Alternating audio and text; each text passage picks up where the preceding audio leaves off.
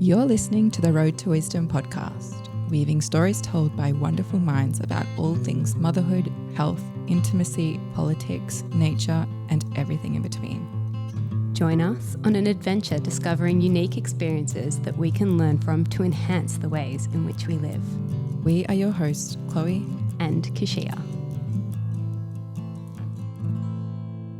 Welcome everyone to the Road to Wisdom podcast. Today we have Simon Mulvany from Save the Bees in the studio, kind of. We're all remote, so not quite in the studio, but in the studio. And we are really looking forward to having you here, Simon. We're both avid followers of your account and everything that you share. And we've got some serious issues happening here in the Northern Rivers and southeast Queensland that we'd love to chat to you about. So bring on ant baiting. Let's go. Yeah, lovely to meet you, Keshia and Chloe, and I'm glad there's mums out there who are concerned, because I think if we're going to flip this issue, it's going to take the mums who really take notice of these things and care about their children and the world we're creating for them. Mm-hmm. Mm-hmm.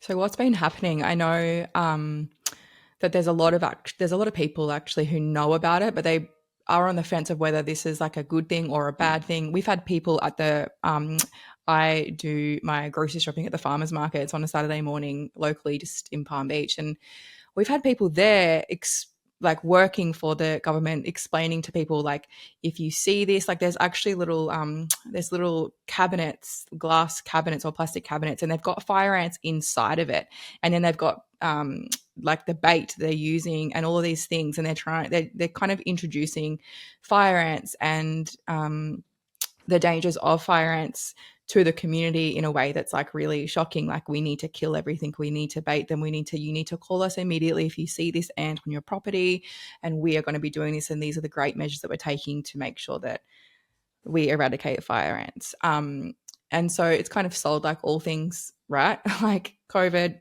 any other problem, it's like, let's just kill everything, or we'll go at it in this really like weird mindset of like, we are above it, and let's just get that one thing without really thinking like, okay, let's zoom out and like, what are the consequences of this? Like, if we just go gun ho here and start like killing everything and poisoning everything, and like, what's going to happen? So yeah, same as fire. So yeah, like I don't want to, that's an interesting way to start, because there is propaganda out there, and they're spending a fortune on propaganda, and they're doing the old trick of using fear. So we want to be rational and think, well, what's actually going on? What's funny is, in those ants, they're taking around, sometimes they're not even taking around fire ants, they're taking around different ants that look more vicious, because fire ants are absolutely tiny. You can barely see them. In terms of the rationale in how much harm they do, they've been in Queensland for over 30 years. And so they're in Logan and other areas. No one's died from them. Barely anyone's ended up in hospital because of them. It's only when you really disturb their nests that they're dangerous. So this rhetoric, how much danger they're going to cause, is not rational and proportionate. Basically, I went to the Senate inquiry. Like, obviously I've been fighting for saving the bees for a long time, so they invited me there in regards to what was planned to be undertaken, and I was shocked in regards to who was there and what they were proposing, and it seemed like huge pharmaceutical companies were saying that they could get on top of this. When I found out what they were planning to do, it beggars belief, because every scientist I've spoken to on the issue, including the ones they brought out, said you should never prophylactically poison for fire ants. So I don't know if people are really aware what's happening, but between Currumbin and Samford, sort of north of Brisbane, they plan to poison every single property and mandate it, so you haven't got a choice. So they're literally poisoning areas that don't even have fire ants. So can we step it back just a second? Because I'm a little in the dark about fire ants. Why is this like, are they saying they're dangerous purely for people, or is this affecting crops? Is this affecting wildlife? Is this affecting like the ants themselves? Like, what is the reason for removing? Because I mean, we've been bombarded with ticks of late, and there's no like kids are getting done by paralysis ticks, which I feel like is a really dangerous thing. There's no baiting ticks. So I just like, what is the danger of the fire ants that we are being told or that we're seeing? Yeah. So great question, because in talking to these American scientists, they say there's actually no way you can, once the infestation's so large, like it's been here for 30 years in Logan, there's no way you can eradicate them. So it's how can you mitigate them? And they said, one scientist, that the reason they're not moving so quickly in Australia is because our native ants can actually defeat them. And there's numerous varieties of native ants that are holding them back. But if you create a situation where you kill all the native ants, because other people might not realise, but every insecticide is broad spectrum. So every poison kills every insect. So we're killing bees, we're killing dragonflies, we're killing the waterways if we use these insecticides. So like that's our best safeguard, our native ants. But in terms of why they're doing it in regards to that, so if you step on a nest, it's a nasty bite, or if your baby was crawling onto a nest, it would be they'd get quite a bad sting. And in terms of livestock, I did listen to their argument on their side. They say that the ants tend to go for paddocks where cattle's graze, and quite often that they'll set up their mounds near waterways, like dams and things, and then cattle can lose condition if they can't drink water from those dams. That's how it got explained to me.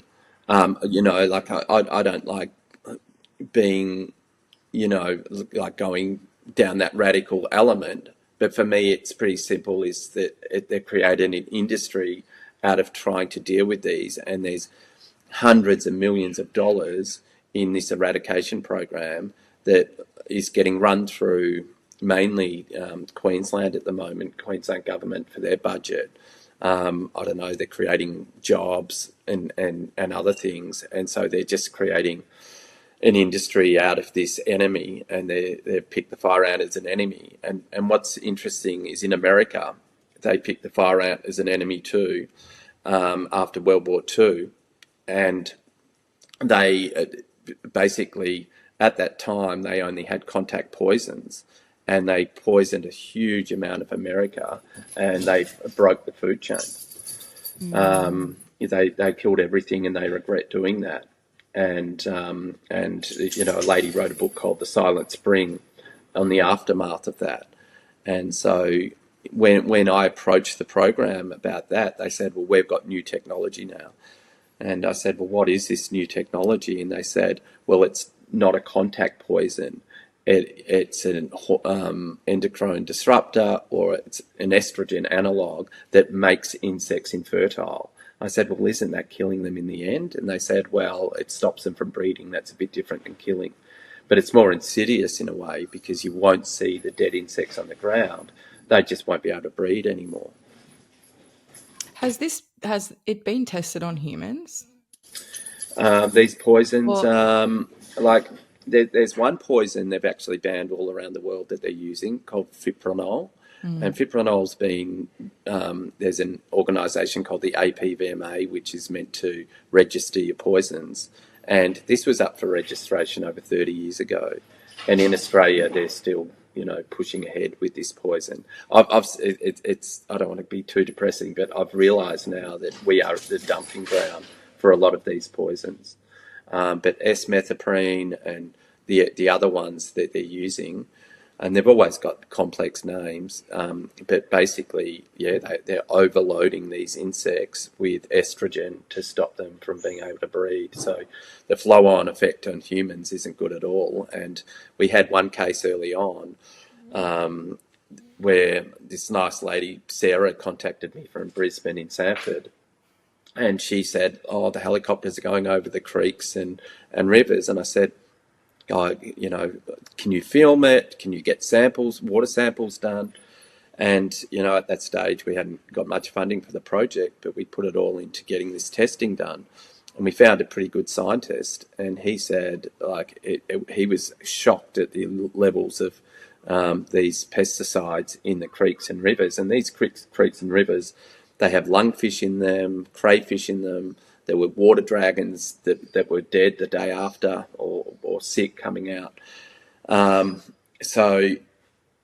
we approached the program about overshooting with the helicopters and getting it onto creeks and rivers. And they sort of did an apology, but they just said, oh, yeah, we won't do that again. And the other thing that's scary is this was over a national park area and waterways when the fire ants tend to live in disturbed areas, like housing developments and even ovals and things like that. They like a lot of sun, so they don't live under the canopies of trees. So you would have seen the footage that we're sharing, and they're poisoning national parks, areas that there are no fire ants.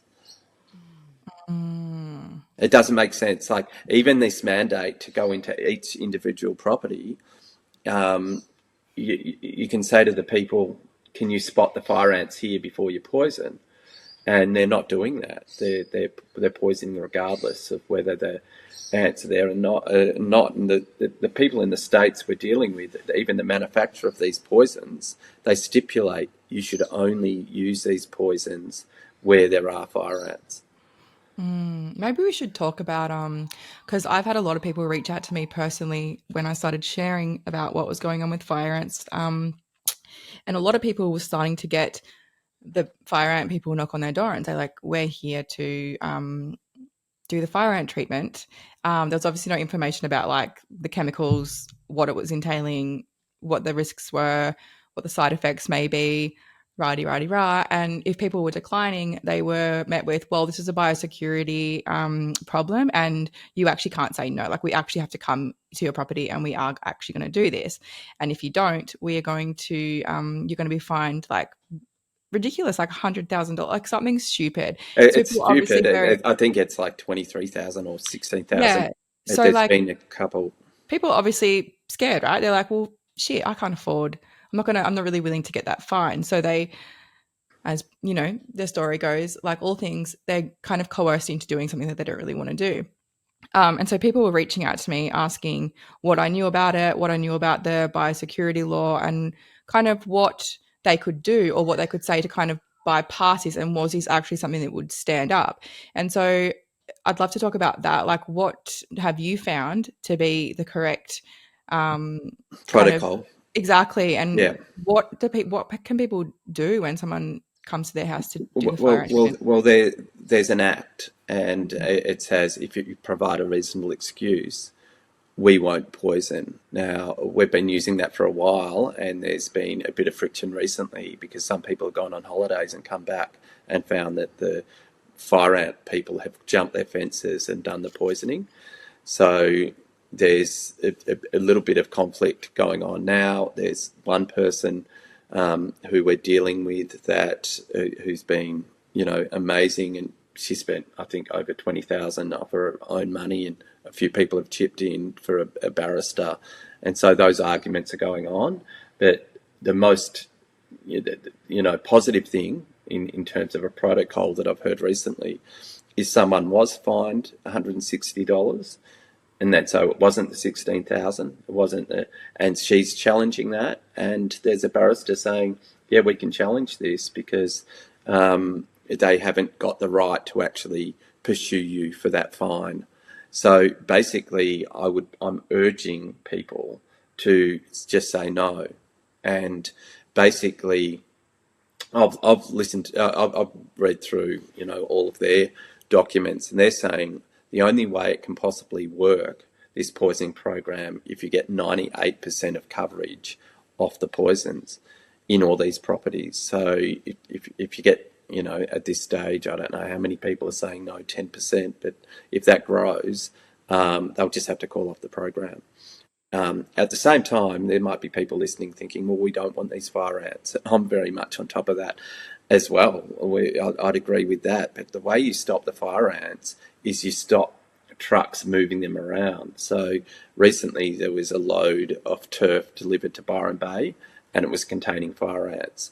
I spoke to someone, I'm not going to name him here, and he was moving soil out of his Logan property, and to move it, he had to have it analysed by the fire ant teams or someone to say it didn't have fire ants, and it cost him a couple of grand just to have it surveyed. And he said, I won't be doing that again.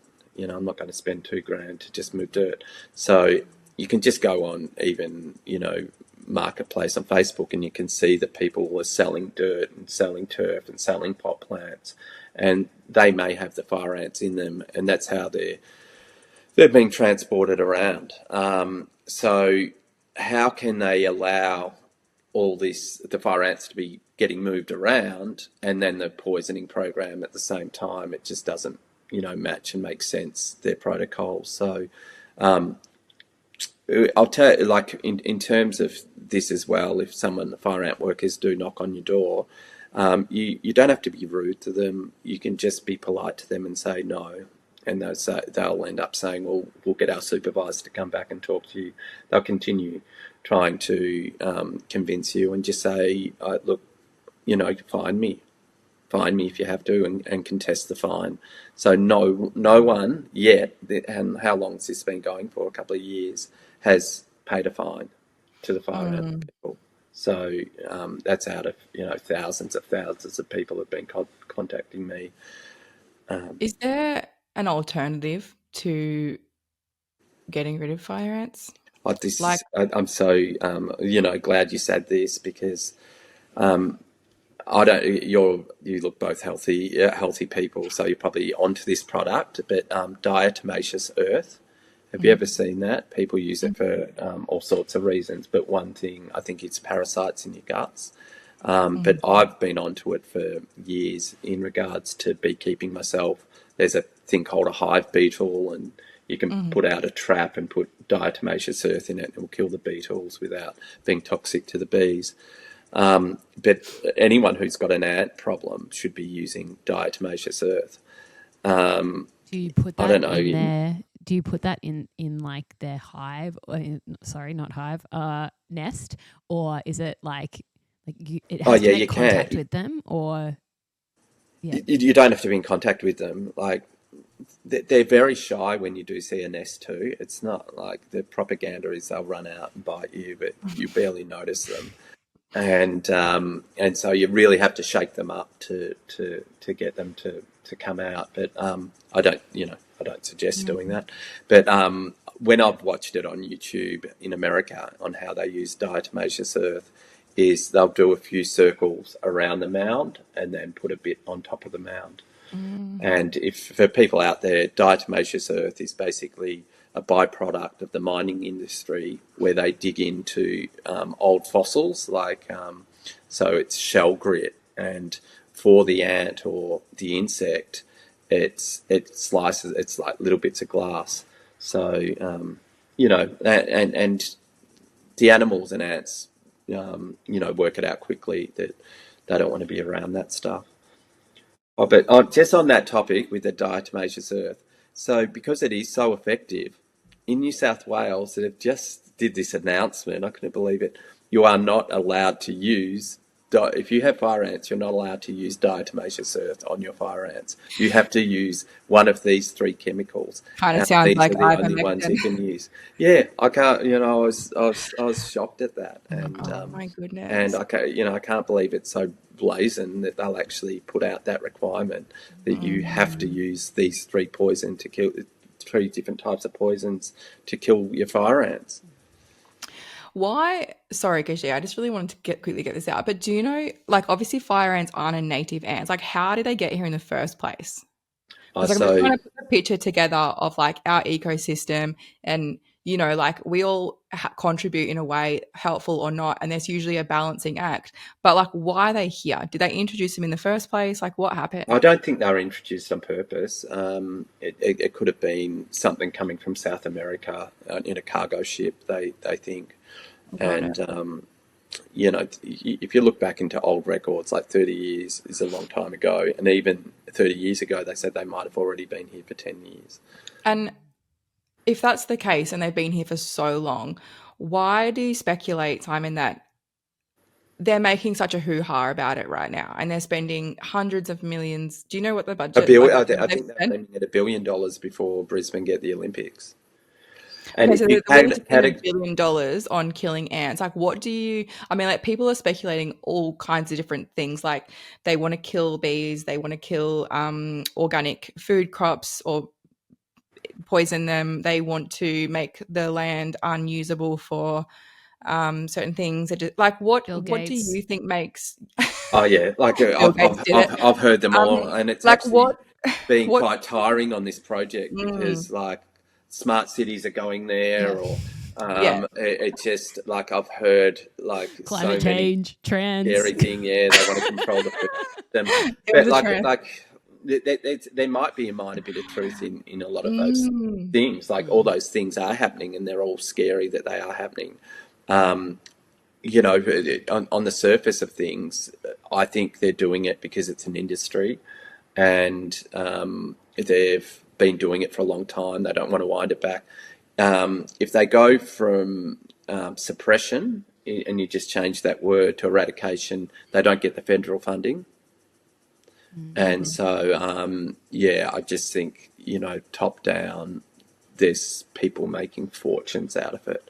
Like in the Senate inquiry, they were talking about all the stuff-ups that had happened because they've already spent millions, like hundreds of millions on this. And one of the stuff-ups was, workers just getting the poisons and tipping them out in public rubbish bins. Another one that I heard was, what was I thinking there? So, there's been so many problems. Workers during COVID, they had that rule that you weren't allowed to drive in the same car as someone else. So their whole team got a car each. So 40 guys got a car or something. So there's been things like that have happened throughout the program that really make it inefficient.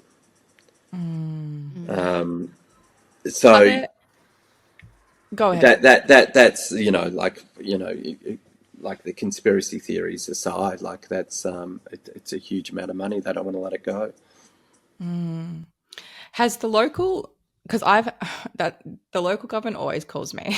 I don't know why, but it's probably because I'm always down for a chat, or I'll actually be like, this is what is going on. This is what the people are saying. And I've flagged it a couple of times, and when they've called, and usually around like a local election or whatever. And I don't really it's very kind of like, yes, next topic, that no one really wants to talk about it. Like, has there been any attempt, like from our local government to what's their thoughts on it? I don't know if they've fallen for the fear campaign. I've been looking. Malcolm Roberts is the only one who seems to have listened to some rationality about this. I did go to a meeting in Currumbin. There's been a few public meetings, and a few political parties have stood up, but no one's taking it on as a major issue. And I think there are people out there who are suggesting that you change the method where it's not run by a big state program, but local council should be looking after it. So if there was a fire ant nest, in the same way, you've got your workers dealing with other pests, they could go out and just target the nest one by one. The other effective way of killing a nest is hot water. And in America, obviously, there's more fragile areas than others, and that's what they're doing. They're creating these machines that you put steam into the fire ant nest and kill it that way. And there's Guy Trevor in northern Queensland that's doing that for properties at the moment. So anyone out there who has got a fire ant nest in that area, which there aren't many areas that have it. It's just sort of the northern Brisbane area. They can definitely contact you guys, and I'll hook them up with someone with one of these steam machines that can get rid of them that way.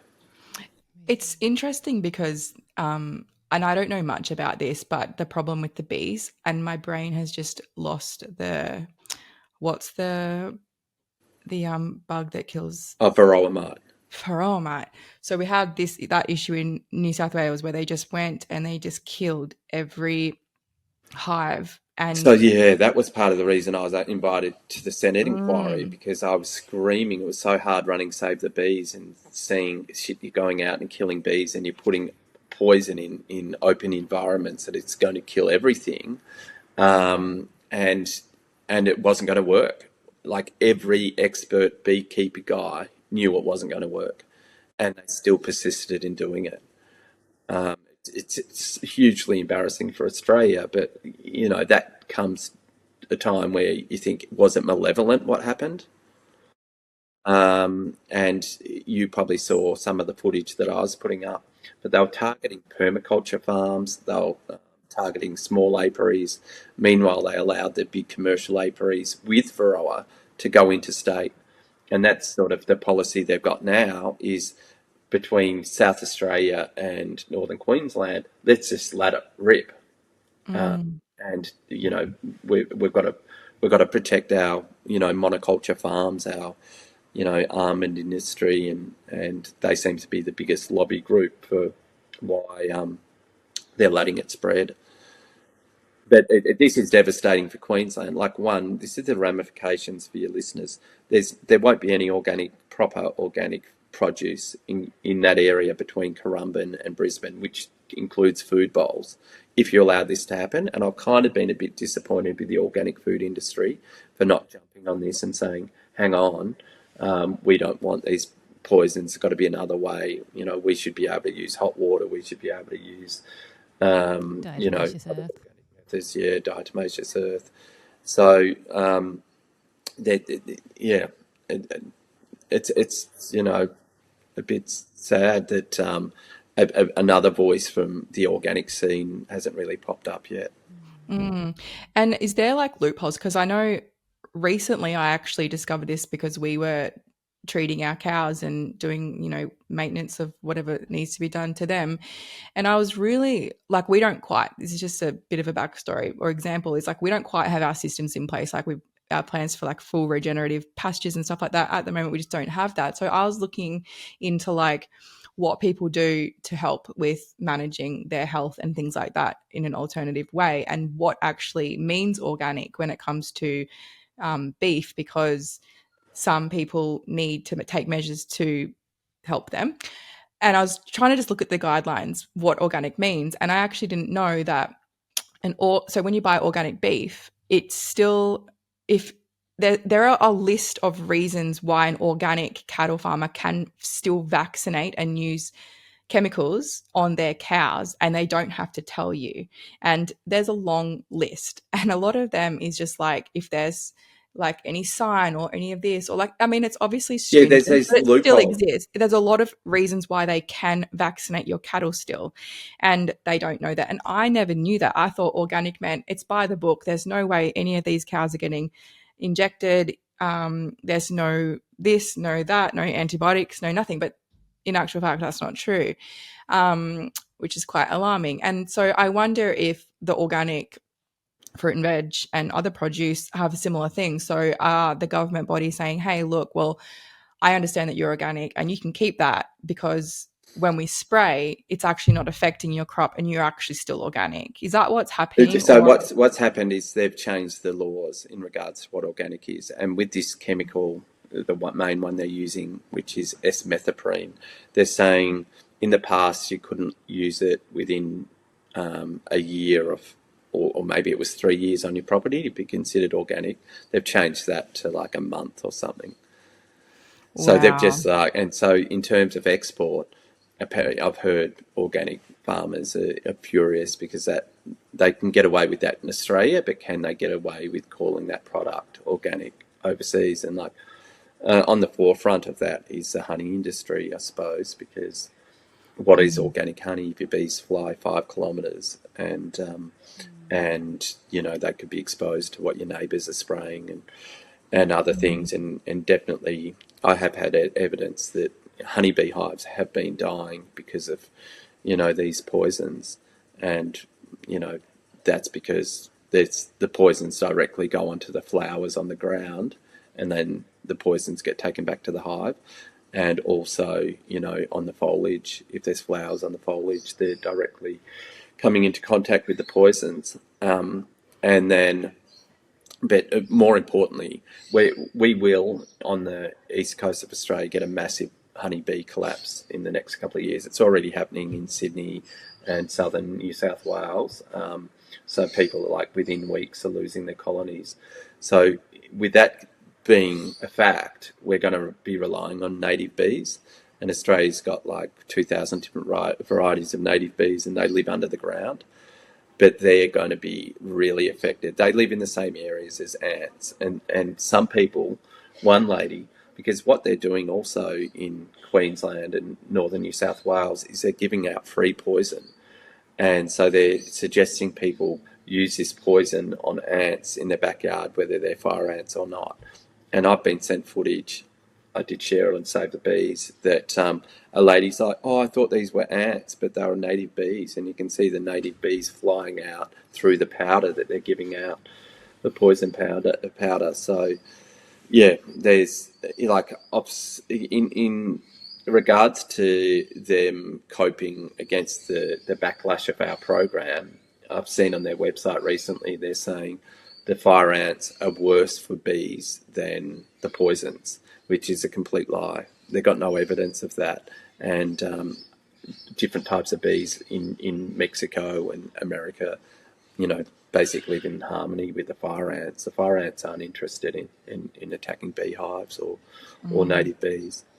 But this is the other thing. I said, have you done an environmental impact study? And this was when I was impartial and thinking maybe the fire ants are a real risk. Can I read some of your data? And this was from the Invasive Species Council, which I've realised the Invasive Species Council is basically a lobby group for these pesticide companies.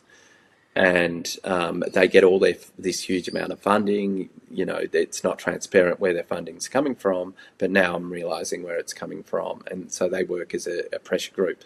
But I said to the Invasive Species Council, firstly, one of their directors got on the phone to me and he said, we don't like honeybees. They're invasive, so we don't actually care if honeybees die. And I said, well, you're going to be paying more for food, but what about native bees? And he said, what do you mean, what about native bees? I said, they live under the ground. And that they didn't even know native bees existed, and they're the Invasive Species Council. And so I said, have you surveyed an area? Have you even done a study on where Indigenous bees are in that area? There could be new species or there could be endangered species, and they haven't had to follow any of those protocols.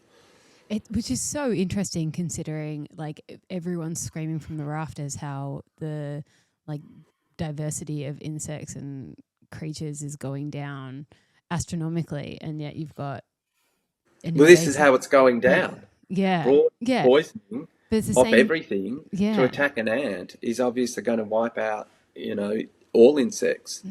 And so I get very frustrated with the ABC. They've done it. They did a hit piece on, our Save the Bees Australia recently.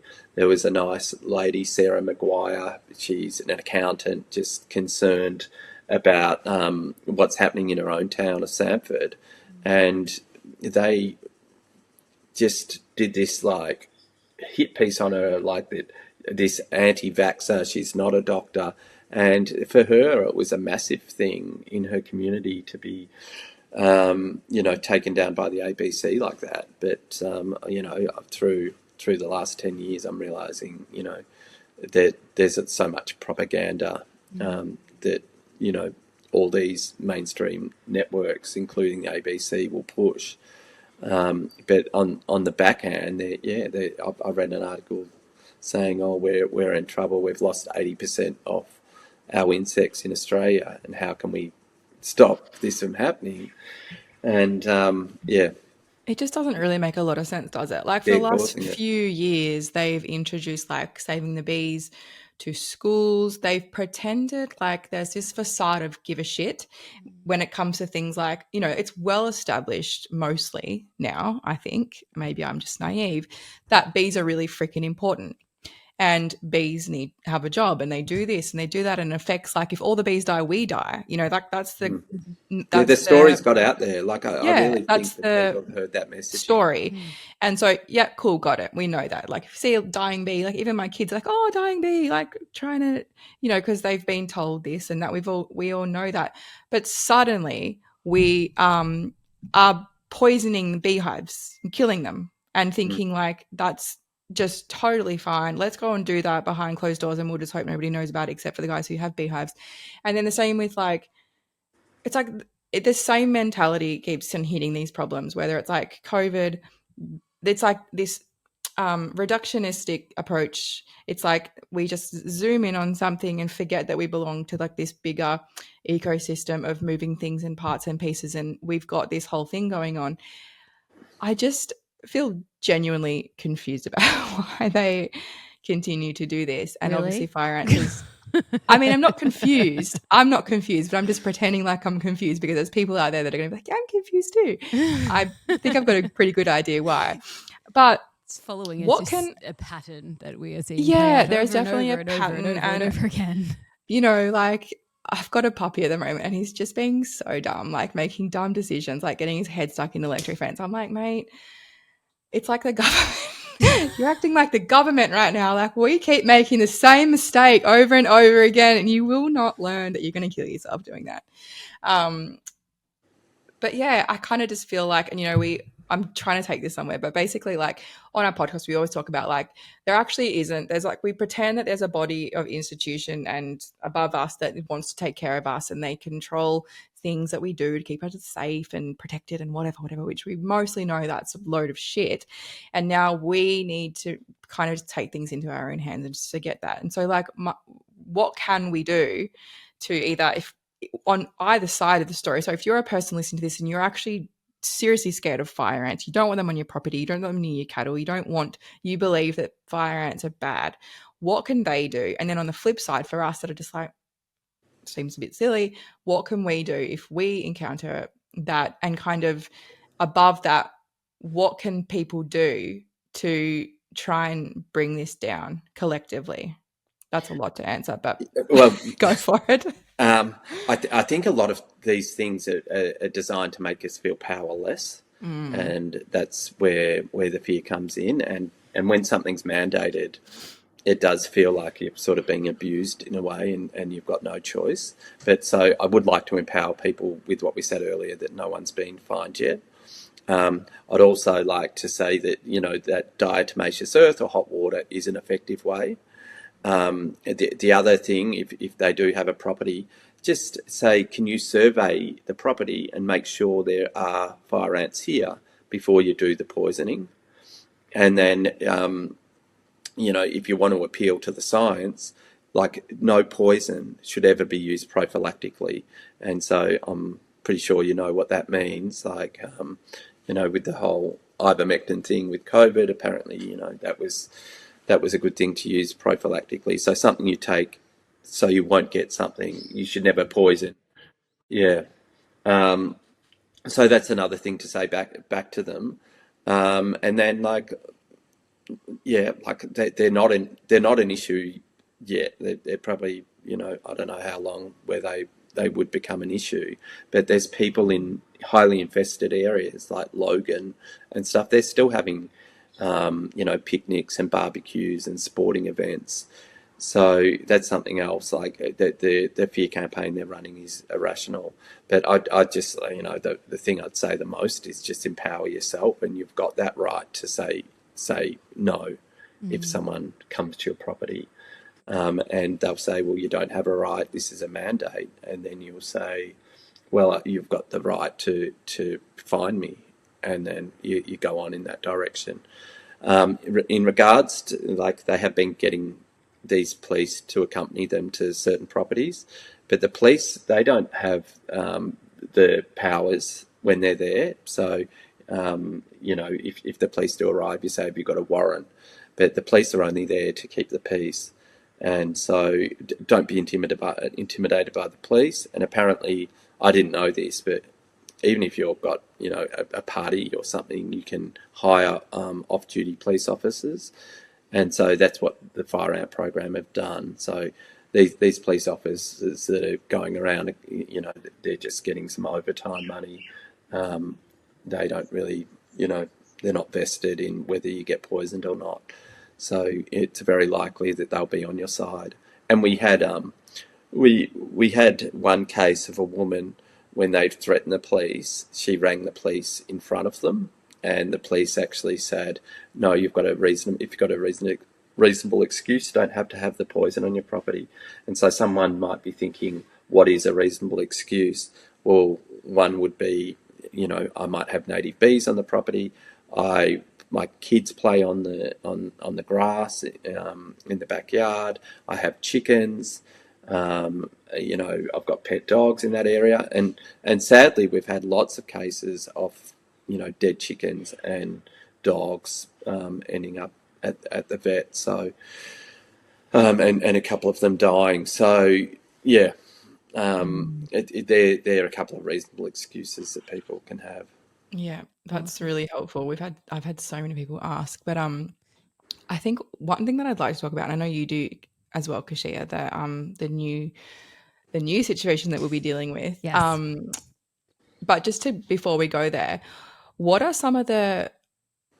I know that we've spoken about, like, obviously it's a poison, obviously it's a problem, but what are some of the consequences that once this draws out, and if they continue, what are some of the environmental and human impact problems that we may face if we don't, like, kind of collectively try to pull this down? Like, I hate talking about all this negative stuff, but We kind of need to, though, oh no, because you do. go Like, and make more awareness. in reality, Yeah. like microcephaly. Have you ever heard of that? Yes. Yeah. So that in just before COVID, I think there was a case in Mexico or Brazil where babies were getting being born deformed with tiny heads, and they worked out that the water supply had these chemicals that they're using for fire ant poisons within the water supply. And they said it was in there to stop mosquitoes from breeding.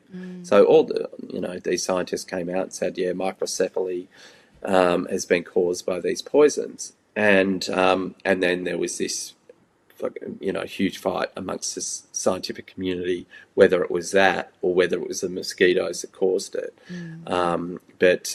So where you're seeing this poison getting done is a scientist the other day, I can send this to you if you want, she's overlaid the map where you're getting the lorikeets paralysis and where they're doing the fire ant poisoning with drones and helicopters, and it's in the same areas.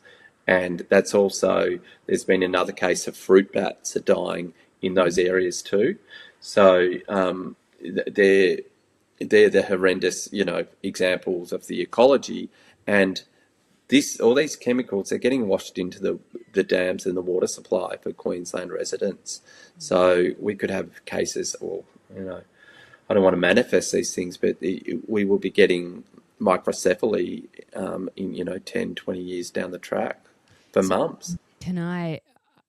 This is a perfect segue into GMO mosquitoes, because you've posted recently, Simon, and before I go on to this topic, am I good to move on? Yeah, darling. Yeah. I know you're hanging. I know you're hanging. I'm hanging. So in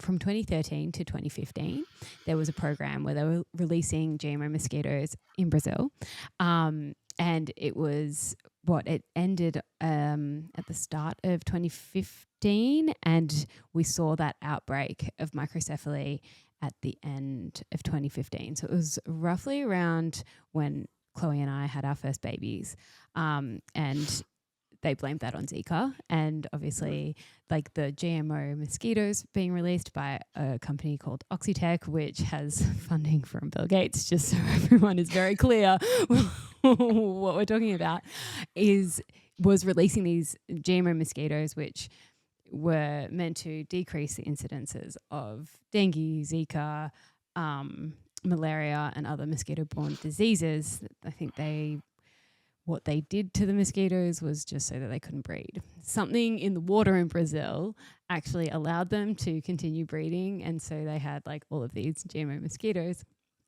And then down the track, that massive outbreak of microcephaly, which again they blamed on Zika.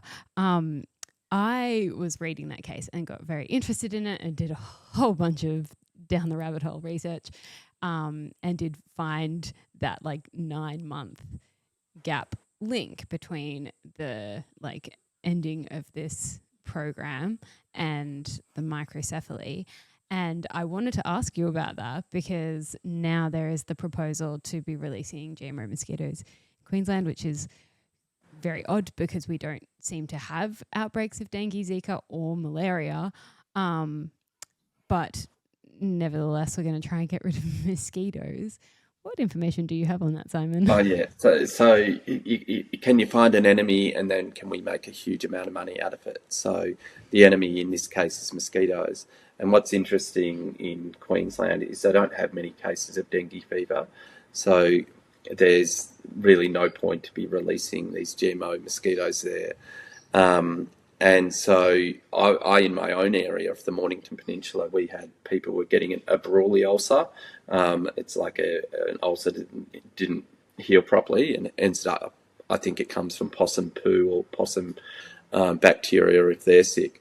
So there were cases, about 100 people having it, and they wanted to poison our whole area in regards to only a few people getting it. But I sort of, at that time, realised how they work, because they do these massive fear campaigns in the media.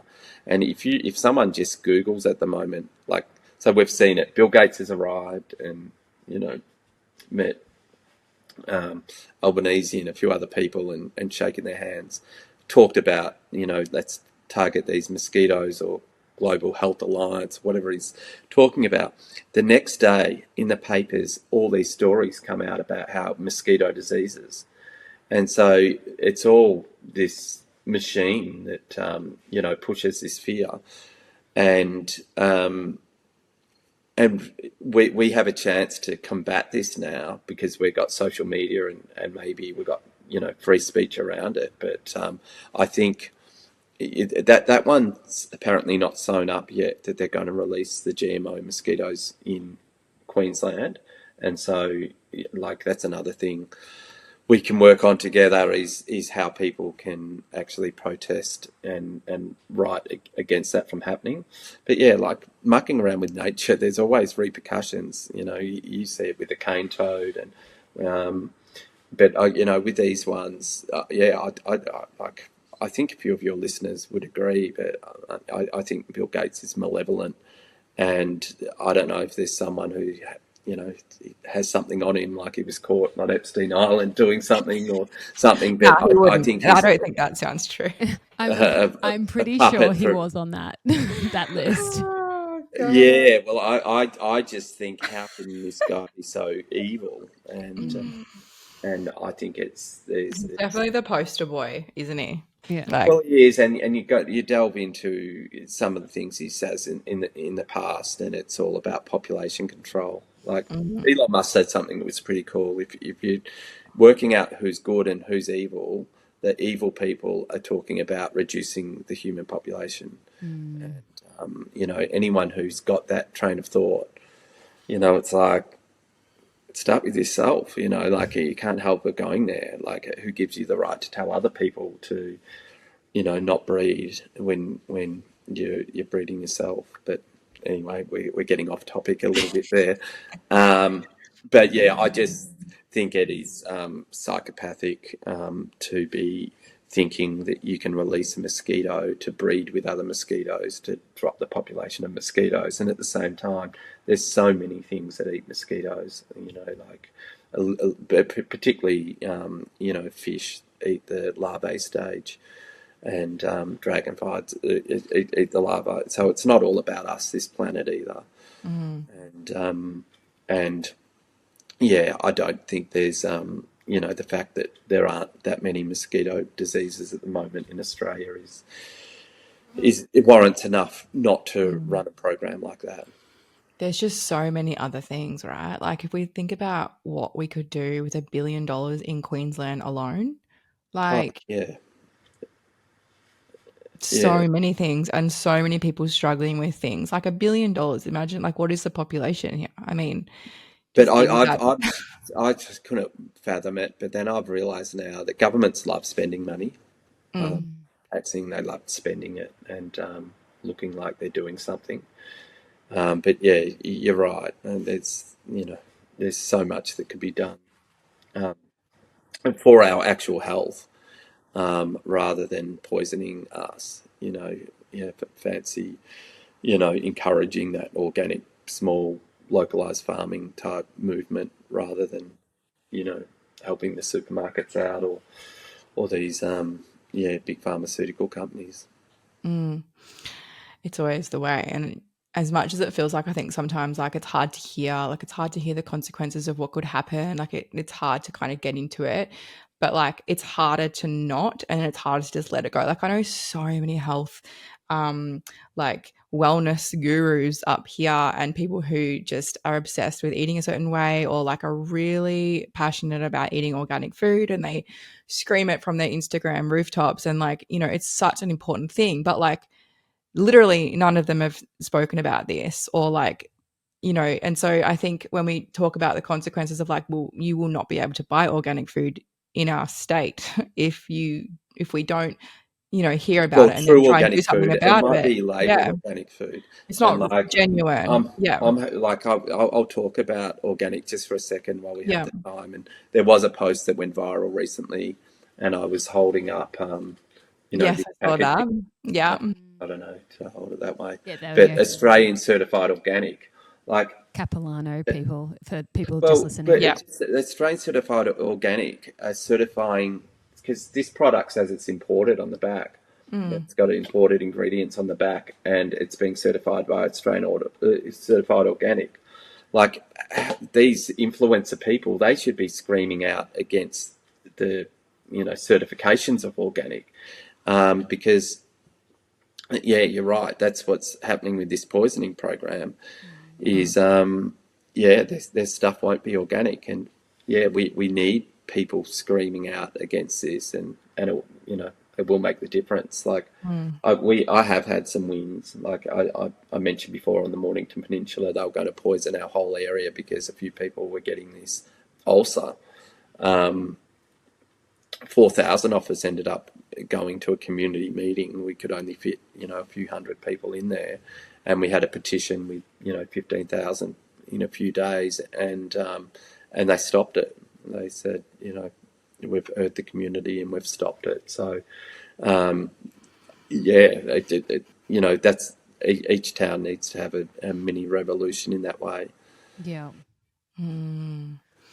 Yeah, it's wild. We will does give us a definitely bit of hope that we can rally the troops, and hopefully, I know in this area we've had a couple of losses recently with 5G and that kind of thing. So I think that can be disheartening, but it's good to hear when stories like yours, Simon, come alight and you can have some wins. Well, and I do like to think that nature is resilient to an extent, and there was one area in Currumbin I went to which had been poisoned several times, and there were just so many ants around still. So I just thought, and Lady Lynn that was showing me around said, there's more ants since they've done the poisoning. You know what? And that sounds fire ants. familiar. It sounds like COVID vaccinations. Wasn't going to say it, but it kind of sounds like everyone was supposed to just get one or two and they'd be like totally healed and totally like robust, like a metal barrier between it and you. And then like people are getting sicker than ever who have had it after like their 7th booster. You got to laugh. Yeah, and it's a tricky one because we obviously search. Like, remember at that time they're saying, don't do any research, don't do any reading, don't listen to the expert, only listen to us. Like, I'm glad there's people out there that have gone out and done their own research about this. But I do feel sorry for the older generation that have been watching the mainstream news the whole time. But, it sounds like we're on the same wavelength, and I've been a massive fan of Robert Kennedy Jr., who he's got an ear to Trump now, and glyphosate is one of the things that I've been screaming about, for 10 years or so, and I think we're going to see some changes in America, and that might follow through to here. So, yeah, it's a few of these really strange things that have been happening in the last 5 or 6 years might all be coming to an end, I hope. Fingers crossed. I hope we can end this fire ant program. Like, it's just a complete waste of money. It's ineffective. They're actually spreading ants all the time. They're a fascinating creature. I don't know if you've looked into it, but they use rivers to move. So if there's flooding, they'll create a raft with their larvae, turn their larvae into a raft and float down rivers. So they can actually move 20 k's that way. And the other thing they can do is their queens will grow wings at a certain time of year and fly for 5 k's. So, yeah, they're their nature as well, so they want to be alive. Possible to stop without killing ourselves. Yeah, it's bewildering, to say the least. Thank you so much for coming and having a yarn to us about all the things that we need to know about. Well, just giving us a clear perspective of what's going on and providing us with the tools to be able to manage it ourselves, which is always a positive. Yeah, great. So, yeah, another thing, like a topic that I used to take on a lot was how you should buy your honey. And I think your listeners would know I really don't want people buying this honey. I had a big fight with this company. And then, sorry, it's a new dog. The other thing, I suggest people go to their local beekeeper and get raw honey. Quite often that will crystallise. That's probably a good sign that it's a real honey. Until now, I didn't promote any honey at the supermarket, but there's one in Queensland that's really cool. They're a family called Hampson Honey, and so they're on our wavelength. Carl's a really great guy. So this is the purest honey. This is a glass jar. So you have, I always say there's a honey map at bethecure.com to get your local beekeeper. But if you are at the supermarket, here's a good option. And yeah, like honeycombs, obviously, it's real if it's honeycomb. And because there's a lot of fake honey out there too, but that's a whole different issue. And it's actually crazy. I actually got a beehive about 5 or 6 months ago, and it's been like the most hilarious thing because I always make my partner go and like tend to it, and like if I want something, like move it, or like he went and got it for me and came like home driving with his bee suit on in the car, and like the car was full of bees, and they were just so angry at him, and he was just like, the shit you make me do. Anyway, it's been quite funny because I've asked him to do like multiple other things, and like my neighbor's gotten involved because they've got a hive, and like it's just so funny. But well, again, thank you so much, Simon, and thank you everyone for joining us. Yeah, look forward to chatting again soon too. Yes. Be brave and say no. Thanks for tuning in to the Road to Wisdom podcast. To join the journey, you can follow us on Instagram at theroadtowisdom.podcast and at www.theroadtowisdompodcast.com. Don't forget to subscribe and leave a review. We look forward to seeing you next week with more juicy content.